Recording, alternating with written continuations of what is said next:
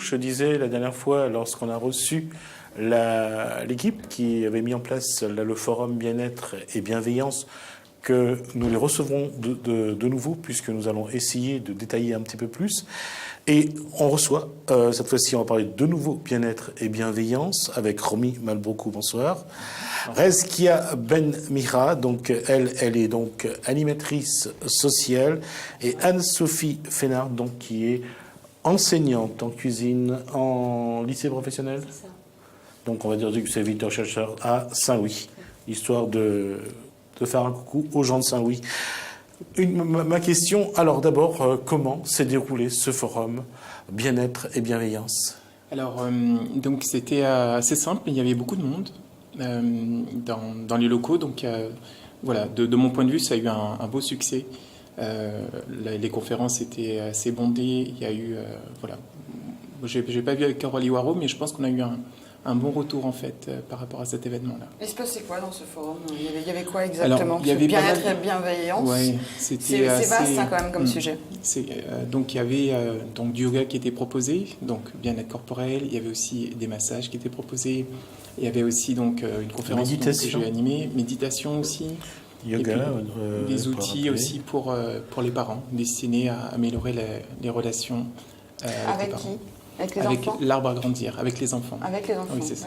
Il y avait l'arbre à grandir, il y avait également, je crois que Joël Samcafré va parler de la communication non violente en collège. Aujourd'hui, quand on parle de ça, quand on va parler donc avec une animatrice sociale, avec une enseignante, et je vous pose à vous deux la question aujourd'hui, l'environnement dans lequel vous êtes aujourd'hui, vous voyez une forme croissante de violence? Oui.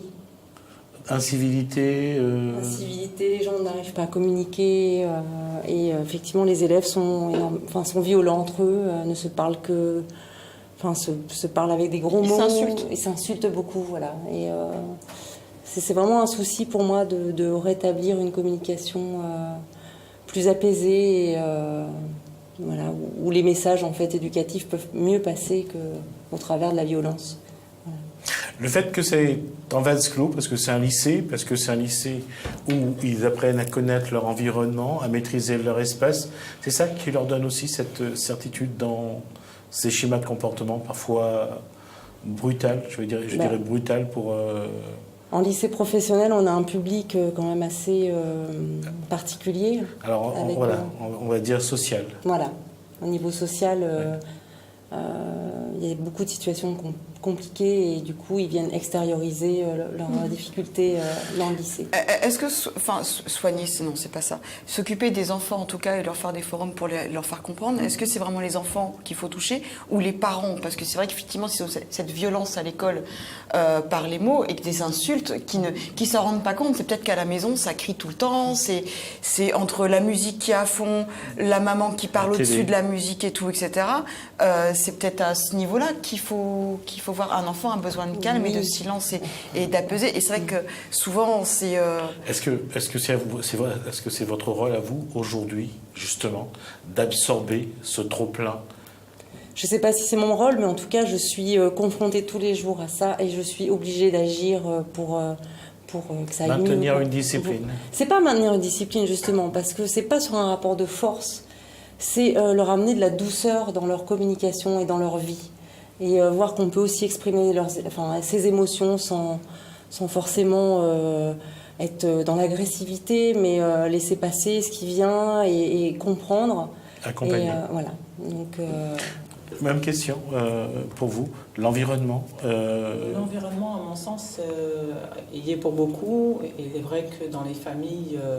la violence verbale, physique, l'indifférence, les humiliations, l'injustice, tout ce que vit un enfant. Vous n'avez pas parlé de quelque chose qui est important pour l'enfant, c'est l'affection. Oui, mais l'absence d'expression d'affection. Oui, ça c'est très important. Le problème à l'heure d'aujourd'hui, c'est que ce que peut ressentir un enfant n'a pas trop d'importance par rapport à une société où déjà, c'est déjà une société violente à la base. On n'est pas une société de bisounours. ça se saurait. Et le problème, c'est que les parents ont eux-mêmes été habitués à être éduqués dans ce que tu ressens n'a aucune espèce d'importance. Les grands-parents, pareil. Les arrière-grands-parents, pareil. Donc, c'est des répétitions. Donc, à l'heure d'aujourd'hui, on s'étonne, mais devrions-nous nous étonner de quelque chose qui fonctionne depuis tant de siècles que ça ? Alors qu'aujourd'hui, c'est vrai qu'avec la communication non violente, avec ce que fait Salomé aussi, avec ce que font beaucoup d'autres, on essaye effectivement, du moins toutes ces personnes essayent avec les praticiens d'apporter justement ce bien-être et cette écoute dont l'enfant a besoin pour grandir. Parce qu'un enfant dont comment on va dire ça, dont la communication avec lui-même est importante, elle le sera avec la personne en face. Quelle que soit son ethnie, il va pouvoir prendre et avoir de l'empathie pour l'autre. Mais ça, on n'en a pas pour lui-même. Est-ce que c'est vraiment efficace? Parce qu'on dit bien que c'est l'environnement familial en fait qui est un peu compliqué. Oui. Est-ce que le peu d'heures qu'il passe à l'école ou au lycée entre les études, parce qu'il n'y a pas que la communication, il faut bien qu'il travaille aussi à un moment, est suffisant en fait, vraiment pour qu'il y ait une once d'espoir? Si je peux donner une réponse personnelle, à mon sens, n'est pas suffisante. Il faudrait que des gens commencent à le mettre dans les écoles. Et surtout, le fait, c'est que l'école s'ouvre, mais s'ouvre aussi aux parents en même temps. C'est-à-dire que ce qui est suivi à l'école, les parents s'y intéressent. Et ça serait très bien. Parce que je ne suis pas sûre que les parents se désintéressent de leurs enfants. C'est la manière de faire et la démarche. Souvent, ils ne peuvent pas le faire. Et une petite anecdote, moi, je me rappelle d'une année où ma fille, elle voulait plus manger à la cantine. Elle avait peur, parce qu'elle dit que ça criait tout le temps. Et c'est vrai qu'à la maison, c'est très calme et je crie jamais. Et elle mangeait plus, ça lui coupait l'appétit. Et elle me dit, elle crie tout le temps. Et je pensais qu'elle était toujours vénère ou en colère. Et pas du tout. Je suis allée les voir. En fait, elle ne pouvait pas parler calmement et toujours en force et en stress permanent. Oui, c'est en opposition permanente. Complètement. Et donc, du coup, savoir que c'est vraiment eux aussi dans leur éducation et c'est pas forcément de la méchanceté venant des parents du je m'en foutisme. C'est vraiment parce qu'ils ne savent pas le faire. Et l'éducation, c'est peut-être pas les enfants, c'est peut-être les parents qui font les parents, le calme et la douceur. Ça fait déjà très longtemps que ça dure et c'est vrai que si on peut changer un petit peu les choses et que les parents comprennent que même s'ils ont fait des erreurs avec leurs enfants, de toute façon, s'ils arrivent déjà à faire quelque chose de déjà beaucoup plus positif, l'enfant s'en souviendra. Parce que, ah oui, papa, ce jour-là, effectivement, tu as su me dire qu'effectivement, je me trompais sans avoir à me crier dessus. Et ça peut être important pour l'enfant, pour son futur.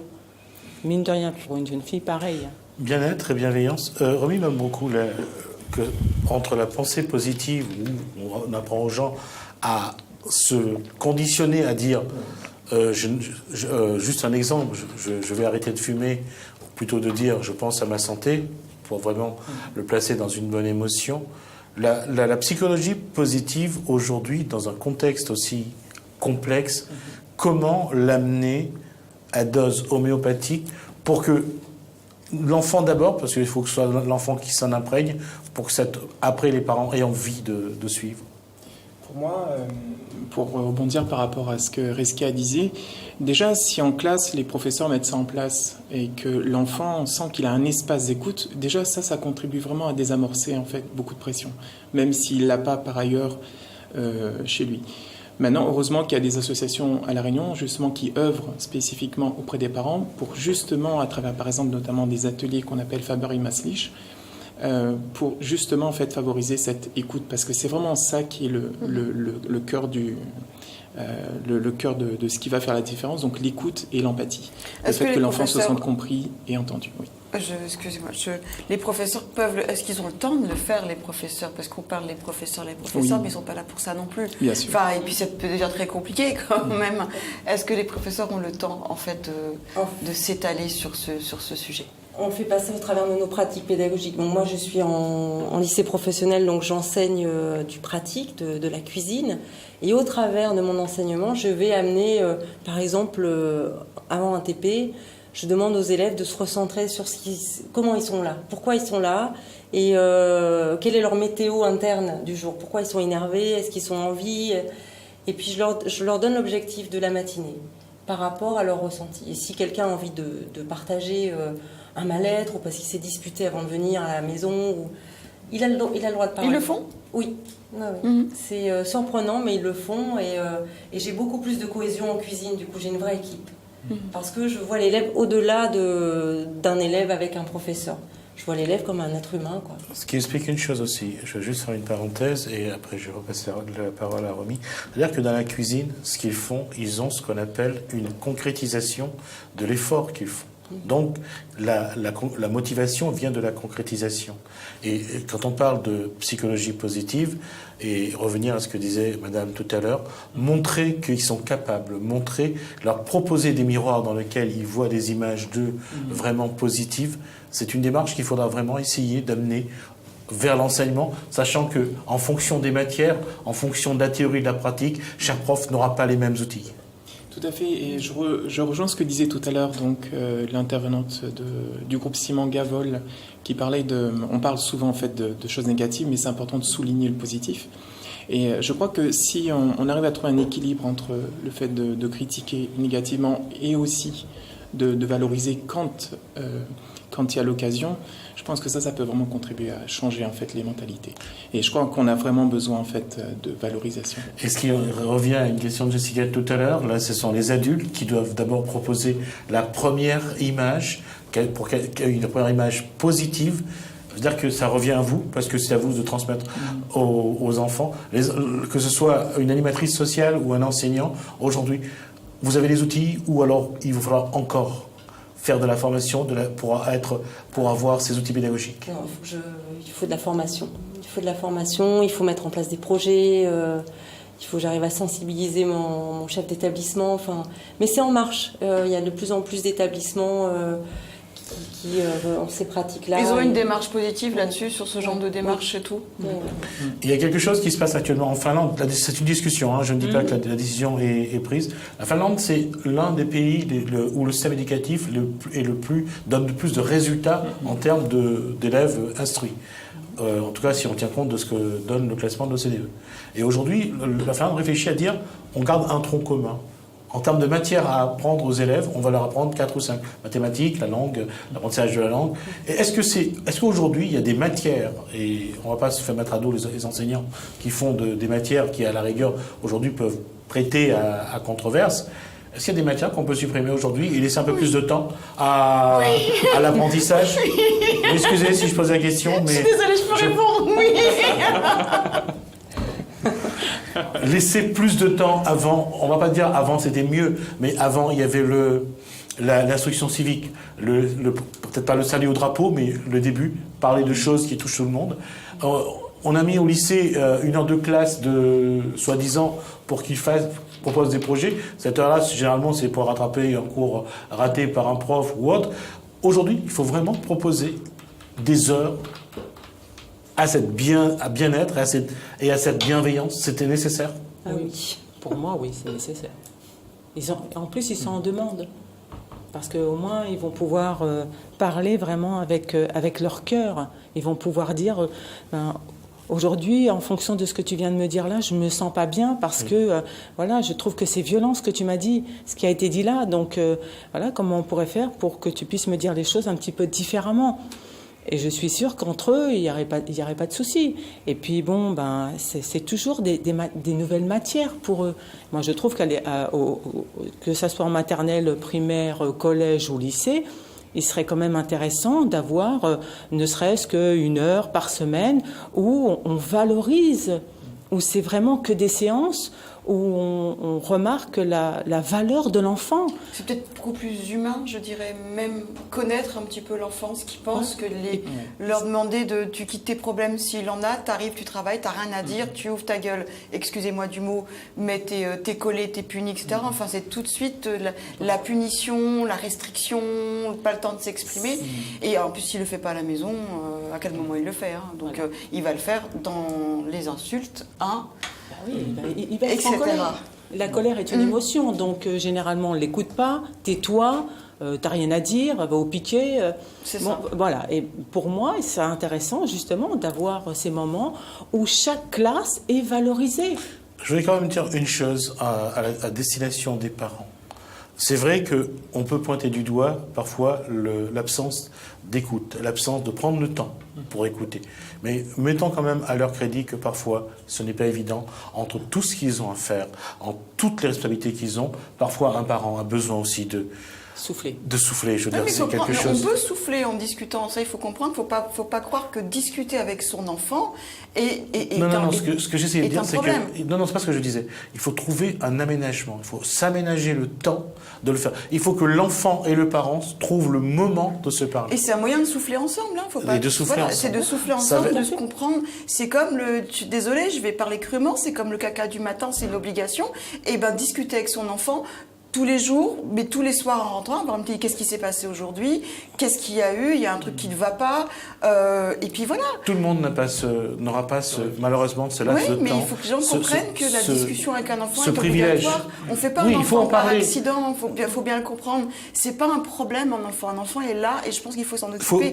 Je suis un peu méchante, parce que souvent, les gens, ils oublient, et souvent, ils vous le donnent. Ce droit de l'éducation, d'instruction, oui, mais d'éducation maintenant, on vous leur file à vous, et non, c'est aux parents. Un enfant, c'est pas un accident, et même si ça l'a été, ben c'est là, il faut s'en occuper. Donc la discussion, et souvent, c'est pas des heures de discussion, il suffit de 5 minutes. 5 minutes, l'enfant est tranquille, il rentre chez lui, il est calme. 5 minutes. Sauf que ces 5 minutes, il faut les trouver. Et ça, c'est pas évident pour tout le monde. Eh ben, 5 minutes, je suis désolée, mais je suis vénère, c'est 5 minutes, Chismi, c'est le temps d'un caca, hein. Je suis désolée, le temps d'un bouquin. C'est ma dernière question là-dessus, sur l'action qui est menée. Oui. Quelle va être un petit peu la stratégie qui va être menée pour pouvoir faire comprendre le bien-être, la bienveillance à l'école? Alors, il y a des interventions en fait que je mène actuellement en fait dans des écoles où on travaille avec les adolescents sur le développement de l'estime de soi. On leur propose en fait des groupes de parole où ils partagent sur comment est-ce qu'ils vivent leur vie de collégien, comment est-ce que ça se passe. Donc au tout début ils sont un peu timides, mais les retours que j'ai donc c'est jusqu'à présent, c'est qu'après coup ils disent que ça leur a fait du bien de parler. C'est la première fois en fait qu'on leur offre enfin un espace de parole, où toute la journée ils sont en train d'entendre les professeurs qui parlent, tandis que là c'est ok, la parole est à eux, et vraiment il y a voilà. Et puis il y a d'autres choses en fait qu'on peut mettre en place. On y reviendra parce qu'on vient de me dire que l'heure est passée. En tout cas, je remercie Rémi Mabroukou donc pour ce qu'il a pu dire sur le bien-être et bienveillance. Et merci à Rezkia Benmira, donc animatrice sociale, et Anne-Sophie Fénard, donc enseignante en cuisine à Victor Schœlcher à Saint-Louis. Merci à Jessica pour ces interventions. Merci à vous en tout cas, puisqu'on arrive en début de soirée, encore une fois, à toutes les femmes et à tous les hommes, puisqu'il y a une partie d'eux, c'est une femme, à toutes les femmes, donc en tout cas, j'espère que vous avez passé une bonne journée, et je vous propose de continuer sur Télécréole. Commencez bien votre début de soirée sur Télécréole. Je vous dis à demain. Bonsoir. Si vous le voulez bien.